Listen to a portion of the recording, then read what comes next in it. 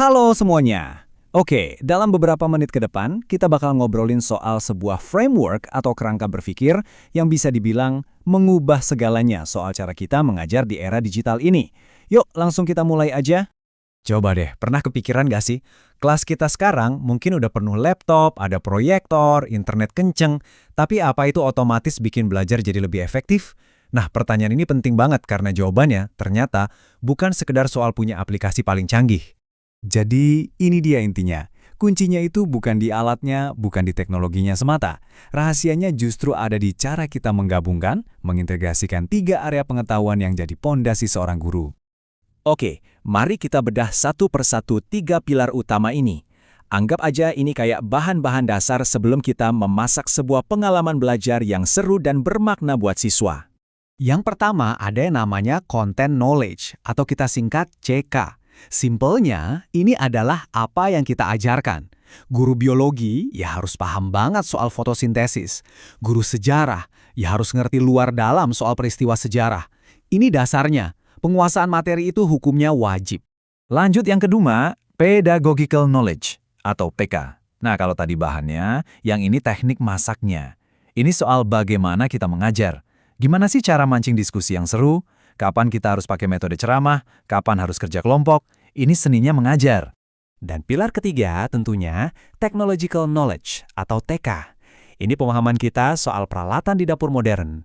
Mulai dari cara pakai aplikasi kuis, software simulasi, sampai platform buat kolaborasi. Intinya, kita tahu alat apa aja yang tersedia dan gimana cara pakainya. Nah, ini dia gambaran besarnya. 3 lingkaran pengetahuan yang barusan kita bahas. Tapi, lihat deh, yang paling menarik itu bukan di masing-masing lingkarannya, tapi di area tengah itu. Pempat mereka saling beririsan dan tumpang tindih. Disitulah magicnya terjadi. Sekarang, ayo kita zoom in ke irisan-irisan tadi. Ini adalah level berikutnya, di mana dua pengetahuan digabungin dan hasilnya jadi sesuatu yang jauh lebih hebat daripada sekedar penjumlahan bagian-bagiannya. Irisan pertama adalah PCK, gabungan antara pedagogi dan konten. Ini artinya, kita nggak cuma tahu apa yang mau diajarin, tapi kita juga tahu cara paling pas buat ngajarin materi yang spesifik itu. Misalnya nih, cara ngajarin konsep abstrak kayak demokrasi, pasti beda banget kan sama cara ngajarin rumus matematika? Nah, ini contoh yang pas banget. Guru ini nggak cuma tahu konsep pecahan, itu CK-nya, tapi dia juga memilih metode alat peraga yang bisa dipegang langsung. Itu PK-nya, karena dia tahu itu cara terbaik buat materi pecahan. Itulah PCK dalam aksi. Oke. Irisan berikutnya, TCK, gabungan antara teknologi dan konten.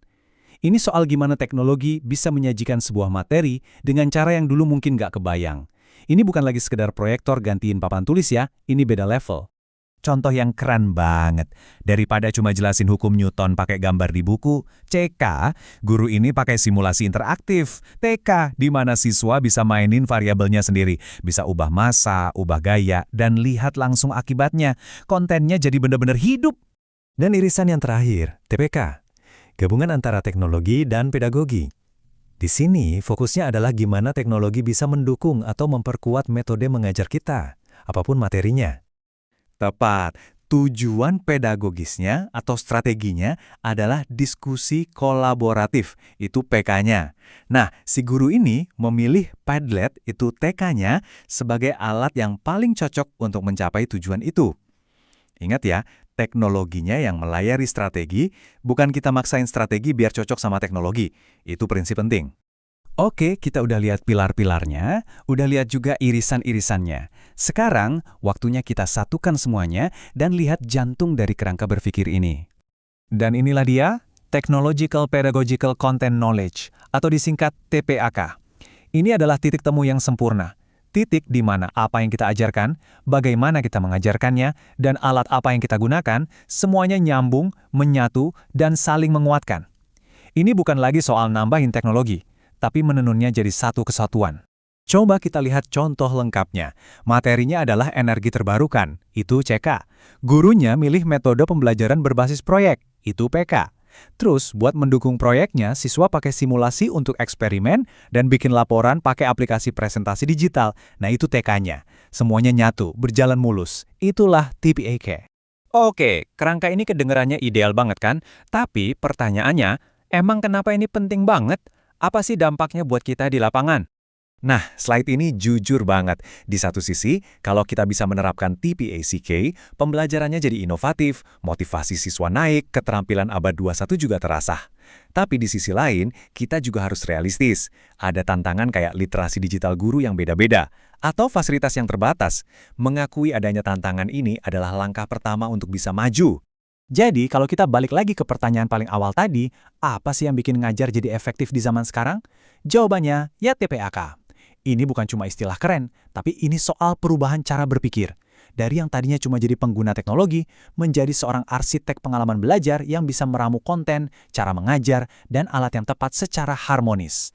Sebagai penutup, yuk kita renungkan ini bareng-bareng. Mungkin pertanyaannya sekarang bukan lagi aplikasi baru apa ya yang keren, tapi lebih ke gimana ya caranya saya bisa menggabungkan pemahaman materi saya, strategi mengajar andalan saya, dan satu alat digital sederhana. Coba deh pikirkan satu langkah kecil apa yang bisa Anda ambil hari ini untuk mulai memperkuat tipek Anda.